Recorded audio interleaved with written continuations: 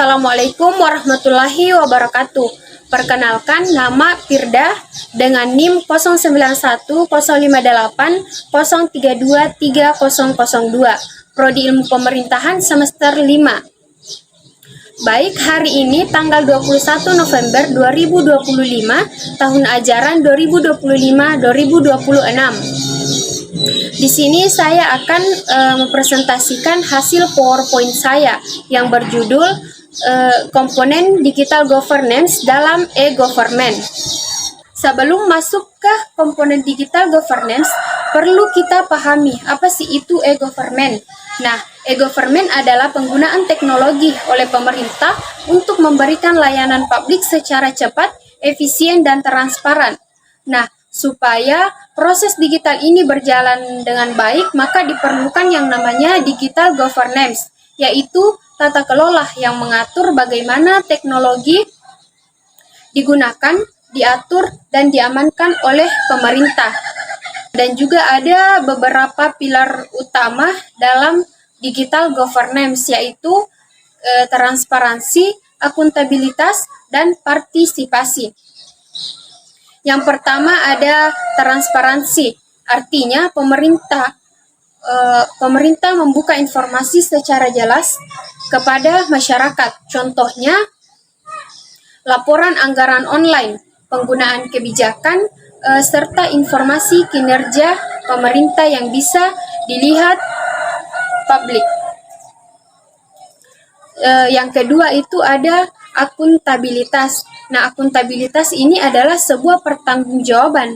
Jadi, akuntabilitas berarti setiap kebijakan atau layanan digital bisa dipertanggungjawabkan. Pemerintah harus siap menjelaskan keputusan dan alur kerjanya. Yang ketiga ada partisipasi. Nah, partisipasi ini adalah sebuah keterlibatan masyarakat dalam proses pemerintahan. Contohnya itu konsultasi publik online, saran kebijakan melalui website atau survei digital.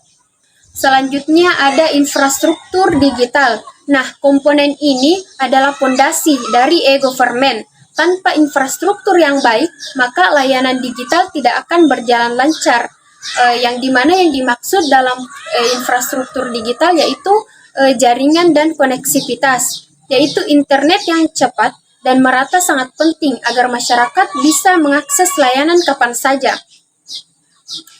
Pusat data aman, yaitu pemerintah menyimpan data dalam pusat, data yang terjaga keamanannya agar tidak mudah diretas atau disalahgunakan.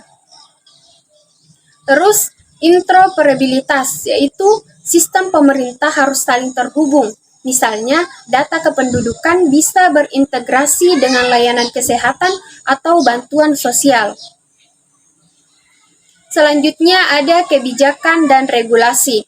Nah, e-government tidak hanya soal teknologi, tetapi juga aturan yang mengatur bagaimana penggunaannya.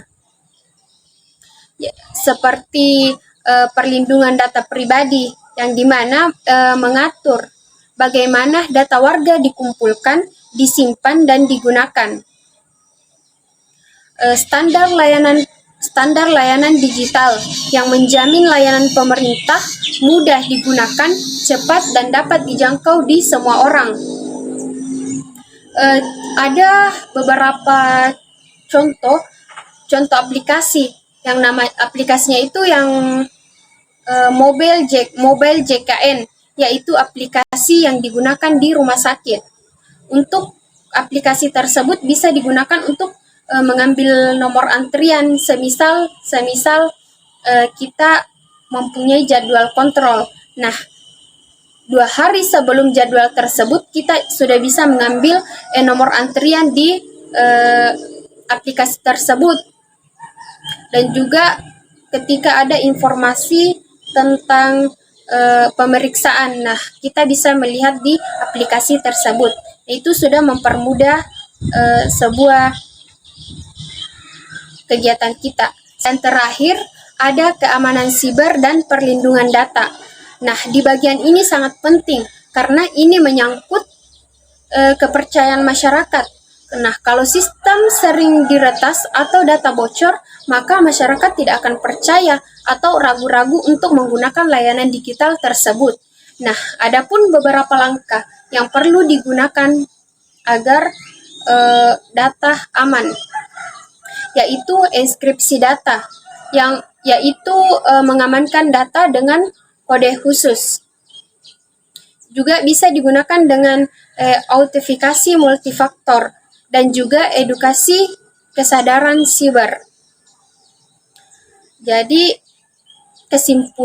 kesimpulan dari materi ini yaitu secara keseluruhan digital governance merupakan kunci utama keberhasilan e-government. Dengan infrastruktur digital yang kuat, regulasi yang jelas, keamanan yang memadai, serta keterlibatan masyarakat. Jadi pemerintah dapat memberikan layanan yang lebih cepat, transparan, dan terpercaya. Sekian, Assalamualaikum warahmatullahi wabarakatuh.